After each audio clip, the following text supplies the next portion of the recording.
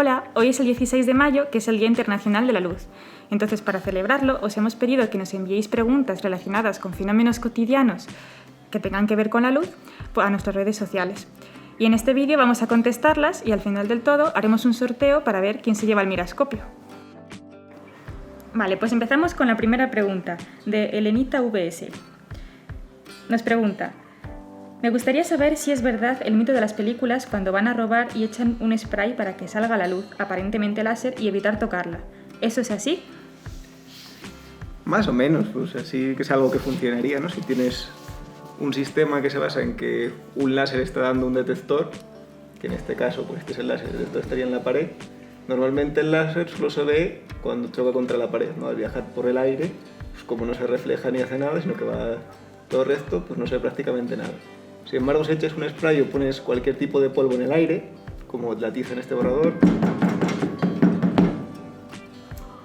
el láser se refleja en el polvo y entonces se ve el camino que hace. Sin embargo, normalmente en todos los sistemas de detección, como que puede ser para que no robes un diamante o para que no se te cierre la puerta del ascensor, suelen utilizar láseres en infrarrojo que no se ven a simple vista. Entonces, por mucho polvo que eches ahí, pues no se va a ver, a no ser que el polvo sea de algún tipo que transforme la luz infrarroja en luz visible, que sí que hay tarjetitas que existen. Poner imagen aquí. La siguiente pregunta nos la manda Drina_67 y dice: ¿por qué se ven puntos negros si miras fijamente una fuente de luz directa? Vale, pues lo primero que queremos aclarar es que nosotros no somos expertos en la visión, pero vamos a tratar de dar una respuesta aproximada. Entonces, hay que tener en cuenta que en la visión intervienen dos sistemas. Por una parte, el sistema óptico del ojo y por otra parte, el sistema de percepción de la luz.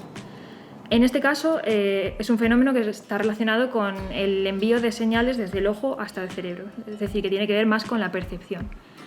¿Qué es lo que ocurre? Pues que en nuestro ojo, en la retina, hay unas células que tienen unas moléculas que son sensibles a la luz.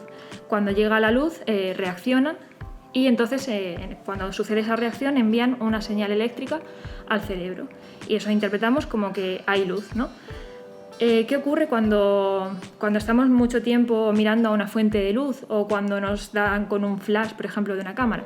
Pues que todas esas moléculas reaccionan a la vez, entonces se sobreexcitan y hay un tiempo durante el cual ya no pueden seguir enviando señales al cerebro y por lo tanto no podemos detectar de nuevo la luz. O sea que hasta que esas moléculas vuelven a su estado natural, para poder volver a reaccionar, nos quedamos sin poder detectar la luz y por eso vemos manchas negras, que serían más oscuras.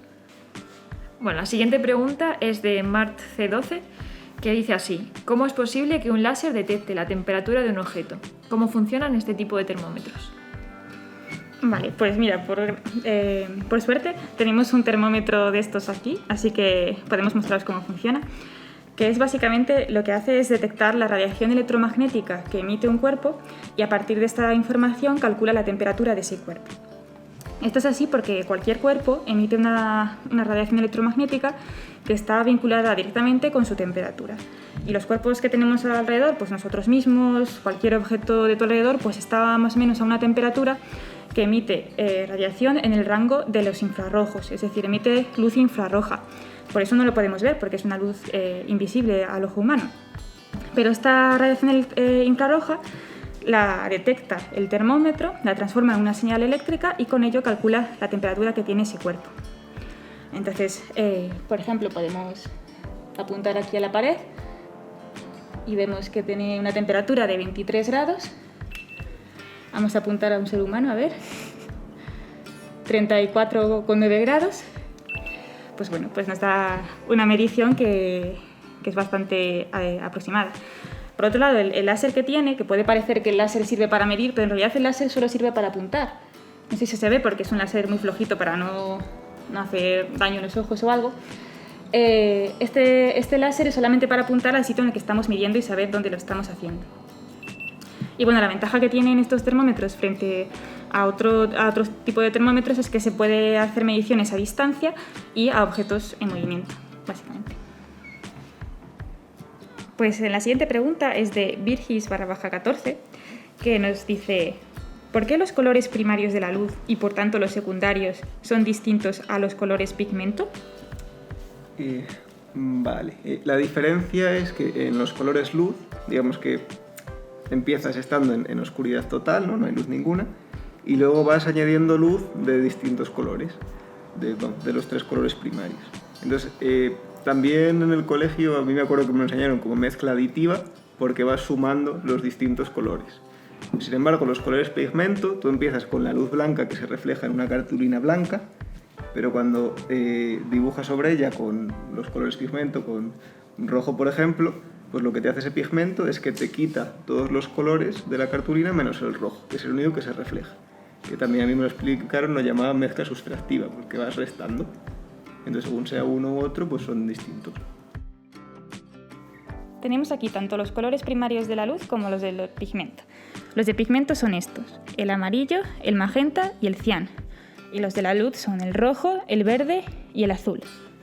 Entonces, la relación entre ellos es que los colores primarios de la luz son los secundarios del pigmento y viceversa. Vale, vamos a ver esto en un ejemplo, ¿vale? Entonces, por ejemplo, si pintamos una superficie con color amarillo y la iluminamos con luz blanca. La luz blanca, como veis, aparece cuando tenemos suma de los 3 colores primarios de la luz. Entonces, iluminamos con esta luz el pigmento amarillo, este pigmento va a absorber la luz azul, con lo cual refleja las otras 2 colores de la luz y se ve de color amarillo, como veis aquí. Vale, si ahora lo mezclamos con pigmento de color cian, sabemos que esta mezcla de estas 2 pinturas pues lo veríamos de color verde, ¿no? Esto es porque ahora el pigmento de color cian lo que va a absorber es el color rojo de la luz. Y entonces solamente la mezcla de estos 2 pigmentos solamente va a reflejar el color verde y por eso lo vemos de color verde. La siguiente pregunta nos la manda Sara, que dice: ¿por qué las sombras de los objetos cambian a lo largo del día? Vale, pues eso, el tamaño de la sombra de un objeto depende de la posición de la fuente de luz que lo está iluminando. Entonces, el sol a lo largo del día se va desplazando por el cielo y está a diferentes alturas. Por ejemplo, cuando es mediodía, pues el sol está muy alto en el cielo, ¿no? Entonces ilumina los objetos prácticamente desde arriba. Por eso la sombra que tienen es muy pequeña. De hecho, en algunos puntos cercanos al ecuador de la Tierra hay algunos días del año en los que directamente el sol ilumina completamente desde arriba y los objetos no proyectan sombra. Y luego, en cambio, a las horas del atardecer o del amanecer, el sol está muy bajo, está muy cerca del horizonte, entonces ilumina muy de frente los objetos. Y eso proyecta una sombra muy larga. Por eso, según van pasando las horas del día, pues las sombras van cambiando tanto de dirección como de tamaño. Vale, Virgis14 también nos pregunta, quizá no sea muy cotidiano, pero ¿cómo son posibles los típicos espejos unidireccionales? Vale, pues los espejos normalmente se fabrican con una capa de vidrio y luego una capa que suele ser de plata o, bueno, si es más barato, de aluminio. Y bueno, luego también se suele poner quizá alguna capa más adicional, oscura, para asegurarnos que refleje lo máximo posible.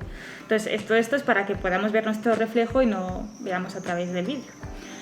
En estos espejos unidireccionales, para empezar, esta capa de plata o aluminio pues es más fina, con lo cual transmiten más luz que los espejos que podamos tener en casa. Y en este tipo de salas policiales, por ejemplo, pues lo que veríamos sería una ventana translúcida de un lado a otro. Pero entonces, ¿cómo puede ser que se pueda conseguir que no funcione como una ventana translúcida, sino que desde un lado funcione más bien como un espejo y desde otro lado funcione como una ventana? Pues esto es porque se juega con la iluminación de las 2 salas. Entonces, en la sala en la que está normalmente el acusado, es una sala que está mucho más iluminada que la sala, la sala de observación donde están los otros policías, que está más bien a oscuras. Entonces, esto consigue que de la sala del acusado a la persona que observa se transmita mucha luz de un lado a otro. Entonces, la persona que está en esta sala de observación ve sobre todo la luz transmitida de la otra sala con lo cual la ve como si fuese una ventana. Sin embargo, desde la sala del acusado, como la mayor parte de la luz proviene de su propia sala, que se refleja en el vidrio, entonces lo ve más bien como un espejo, ya que no llega luz desde el otro lado para poder ver lo que sucede en la sala oscura. Esto es un poco enrevesado, pero en este esquema igual lo podéis ver de manera más clara, de manera que al final en las dos salas pues, se ve la información que está en la sala del acusado. Que, por cierto, este tipo de efecto también lo podemos ver en nuestra vida cotidiana. Por ejemplo, cuando estamos en nuestra casa y es de noche, pues nosotros vemos las ventanas más bien como si fuesen espejos, nos vemos reflejados, pero una persona desde fuera, como está oscuro en la calle, pues nos puede ver a nosotros si nuestra habitación está iluminada. Así que ahí podéis comprobar un poco este efecto. Y la siguiente pregunta es de Begonia Calvo 33, que dice: a mí me encanta el arco iris. Cuando lo veo me siento un poco más feliz, pero ¿qué encierra algo tan bonito en lo que a óptica se refiere? Pues es interesante el arco iris desde el punto de vista de la óptica. Se produce cuando en la atmósfera hay pequeñas gotitas de agua, por ejemplo cuando está lloviendo, ¿no? Y entonces el sol llega a las gotas de agua y cuando cambia de medio, cuando pasa de propagarse en el aire a propagarse en el agua de la gota, lo que hace la luz es refractarse, es decir, cambia la dirección en la que se propaga. Y una vez dentro de la gota, se refleja en la superficie interna de la gota y de nuevo vuelve a salir al aire refractándose otra vez. Entonces se refracta dos veces y entre medias se refleja una vez dentro de la gota. ¿Qué pasa? ¿Por qué vemos colores? Pues realmente la luz blanca del sol contiene todos los colores, o para ser más precisos, todas las longitudes de onda del espectro visible. Entonces cada vez que la luz se refracta, realmente cada color o cada longitud de onda lo va a hacer, se va a desviar en una dirección ligeramente diferente. Así que cada vez que ocurre una refracción, los colores se separan angularmente, ligeramente. O sea, se separan dos veces, a la entrada y a la salida. Y por eso podemos ver el arco iris con diferentes colores. ¿Dónde tenemos que ponernos para poder ver el arco iris? Pues siempre de espaldas al sol, porque la luz del sol se va a reflejar dentro de la gota. Pues Virgis_14 también nos pregunta: ¿cómo corrige el láser problemas de visión como la miopía o hipermetropía? Y vale, pues entonces, para explicar eso, primero tenemos que explicar qué es la miopía y la hipermetropía. El ojo, al final, es un sistema óptico que consta de un par de lentes, que son la córnea y el cristalino, que enfocan la imagen en la retina. Entonces, cuando nuestro ojo es demasiado estrecho, demasiado ancho, la córnea y el cristalino no son capaces de enfocar justo en la retina, sino que enfocan un poco antes o un poco más tarde. ¿Cómo podemos corregir esto? Pues las lentes enfocan antes o después dependiendo de su curvatura. Entonces lo que hacemos, yo no hago nada. En una operación de cirugía láser lo que se hace es que se talla la córnea con el láser y entonces se le da más o menos curvatura y de esta forma se consigue compensar la deformación del ojo cambiando dónde enfoca el sistema córnea cristalino. Esto se puede hacer porque el láser concentra un montón de luz en un solo punto y entonces es capaz de hacer cortes y de cargarse cosas en general. Aquí tengo esta bolsita, entonces no tiene agujero, pero si le doy al láser, no aparece, ¿no? Sí.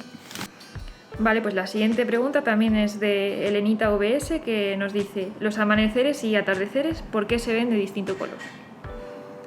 Vale, pues primero, ¿por qué los atardeceres y amaneceres se ven más rojos que el cielo azul? Esto nos va a ayudar a entender el fenómeno. Esto se debe a un fenómeno que se llama dispersión de Rayleigh, que consiste en que cuando la luz del sol atraviesa la atmósfera, pues se va a dispersar los distintos colores que la componen, pero no se dispersan por igual. Es decir, los colores más azules se dispersan más, mientras que los colores más rojizos se dispersan menos. Entonces, por eso vemos el cielo azul normalmente, porque estos colores pues, se dispersan más por todo el cielo, mientras que los colores más rojizos se mantienen en una dirección pues, más desde el sol hacia nosotros, por decirlo así. ¿Qué pasa cuando estamos, por ejemplo, en un atardecer?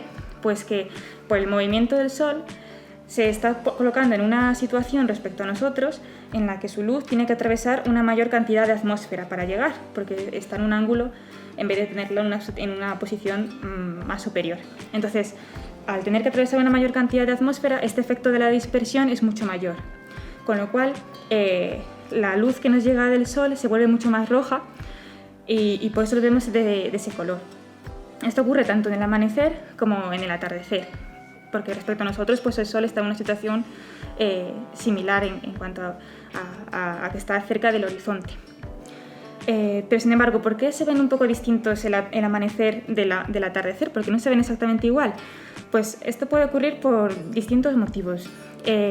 Básicamente es porque la atmósfera, aunque la luz del Sol tenga que atravesar la misma cantidad de atmósfera, no tiene por qué tener las mismas características al amanecer que al atardecer, porque por ejemplo pues la temperatura puede ser distinta o la humedad, porque se ha ido evaporando más agua a lo largo del día, o incluso la actividad humana puede influenciar con la contaminación, etc.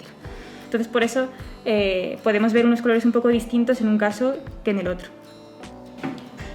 Y también pues si hay más partículas en suspensión en la atmósfera, pues por ejemplo en verano cuando hay incendios, entonces este efecto es todavía mayor. Y ahora otra pregunta de Elenita VS. ¿Las radiografías cómo funcionan? Vale, las radiografías son como una foto normal, pero en lugar de utilizar luz visible, utiliza pues rayos X, que es luz de una frecuencia muy alta, que bueno, lo que tiene de especial que nos interesa para este caso es que todo nuestro cuerpo es transparente a rayos X, excepto los huesos. Entonces, si te iluminan con rayos X y ponen una placa fotográfica detrás, pues quedará la sombra de tus huesos impresa en la placa. Normalmente en las imágenes se intercambian los colores, es decir, se hace el negativo, entonces pues tus huesos aparecen blancos sobre un fondo negro.